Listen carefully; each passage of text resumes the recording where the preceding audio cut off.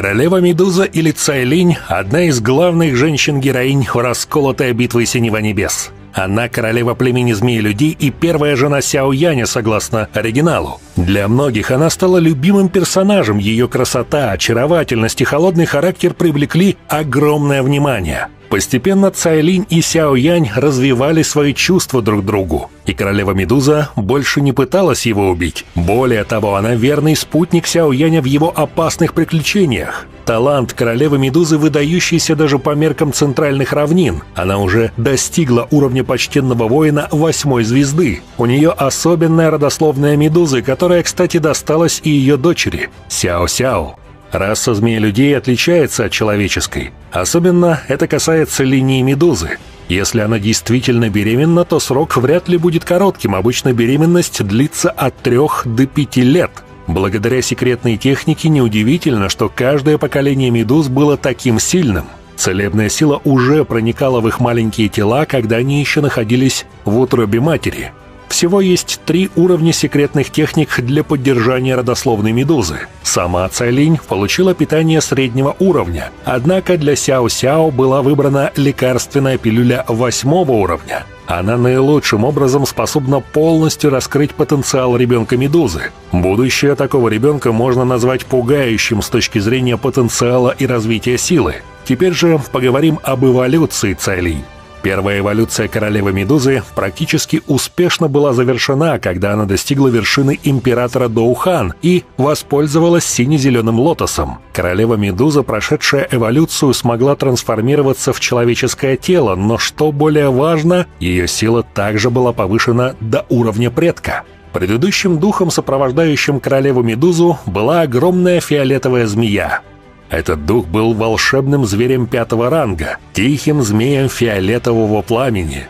Согласно легендам, этот тихий змей фиолетового пламени может активировать слабую родословную в своих телах и превращаться в своего древнего предка. Естественно, шансы на это крайне малы. Этот древний редкий зверь, который когда-то мог соперничать с существами уровня святого Доушен, называли семицветным питоном, поглощающим небеса. Его отличительной чертой является семицветное тело, слегка фиолетовые зрачки, аромат и подавляющая сила. Таким образом, королева Медуза эволюционировала в истинного семицветного питона, поглощающего небеса. Семицветный питон проходит несколько стадий развития. Эволюция между стадиями требует чрезвычайно большого количества энергии, однако и рост силы будет поразителен. Вот почему Цайлинь так быстро достигла уровня почтенного воина и поднимает звезды не хуже самого Сяо Яня. Да, семицветный питон — это уже превосходная родословная. Она считается королевской родословной, и даже Цайлинь не способна на нее повлиять или контролировать. Но не максимальная родословная, и это не конец развития. Поскольку истинная вершина семицветного питона, поглощающего небеса, известна под другим именем. На самом деле его называют девятицветным поглощающим небеса питоном. Однако достичь этого уровня могут лишь предки питонов, чья кровь была наиболее чистой и сильной. Из названия ролика вы уже наверняка поняли, что Цайлинь в будущем эволюционирует в этого легендарного девятицветного питона. Но что из себя представляет девятицветный питон, поглощающий небеса? Девятицветный небесный питон был божественным существом, которое, оказалось, существовало только в древних сказаниях. С определенной точки зрения, такое существо было даже сильнее предка змеиных волшебных зверей, древнего небесного питона. Из-за того, что их было крайне мало, слава девятицветного поглощающего небеса питона сильно уступала древнему небесному питону. Даже в древние времена девятицветный питон почти никогда не появлялся. Более того, каждый его выход вызывал потрясение и шок в племени змей. Итак, мы коротко познакомились с этой родословной. А теперь рассмотрим, как же королева Медуза смогла эволюционировать в легендарного девятицветного питона. Ведь, учитывая его редкость, это практически невозможно. Все началось с того, что королева Медуза достигла 9-й звезды почтенного воина. В тот момент, когда Сяо Янь находился в уединении и готовился совершить прорыв к уровню святого Доушен, в этом ей помогал Яо Лао. Королева Медуза провела большую часть своего времени в течение этих 2 лет в павильоне падающей звезды. Яо Лао старался изо всех сил и создавал множество целебных пилюль и посылал людей павильона для поиска различных природных сокровищ, и все для Цайлинь. Поэтому сила Цайлинь возросла с почтенного воина 5 звезд, какой она впервые прибыла из империи Дзяма, до высшего эксперта на уровне почтенного воина 9 звезд.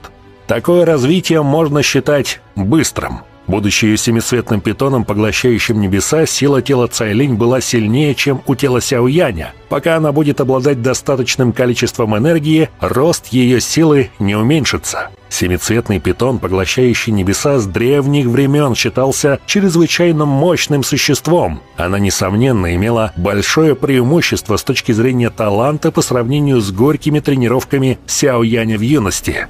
Следующим шагом было путешествие в племя 9 безмятежных глубинных питонов. Сяоянь собирался отправиться туда из-за безмятежного источника, что охраняет племя безмятежного питона. Так как королеве Медузе не хватало сил, Яо Лао предложил Сяояню взять с собой Цайлинь и вместе отправиться к источнику 9 безмятежных глубинных питонов, чтобы она могла эволюционировать.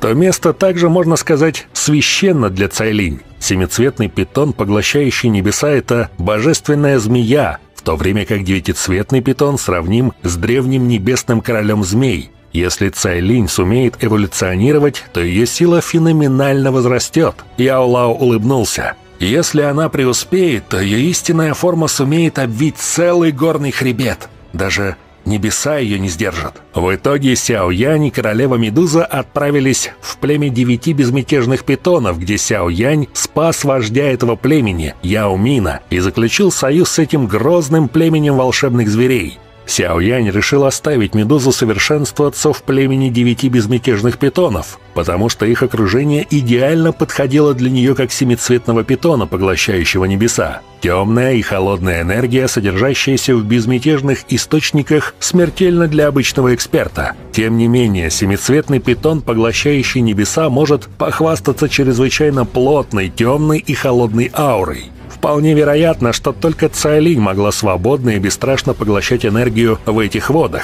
Это место будто было создано для королевы Медузы. Сяоянь улыбнулся, посмотрев на безмятежный источник с плавающим вокруг холодным воздухом. Цайлинь ответила ему, что темная и холодная сила в безмятежных источниках необычайна. Даже эксперты из племени глубинных безмятежных питонов не смеют глубоко в него погружаться. Тем не менее, это для нее небольшая проблема.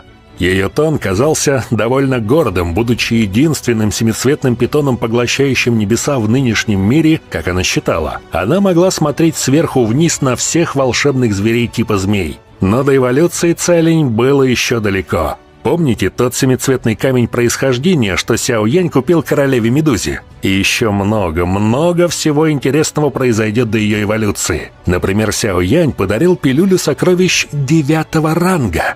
И это очень интересно. Продолжение мы рассмотрим в дальнейшем. Большое спасибо за просмотр. Напишите в комментариях, что вы думаете о таланте королевы Медузы. Действительно ли он не хуже, чем у Сяояня? Подписывайтесь на канал, ставьте лайк и всем пока.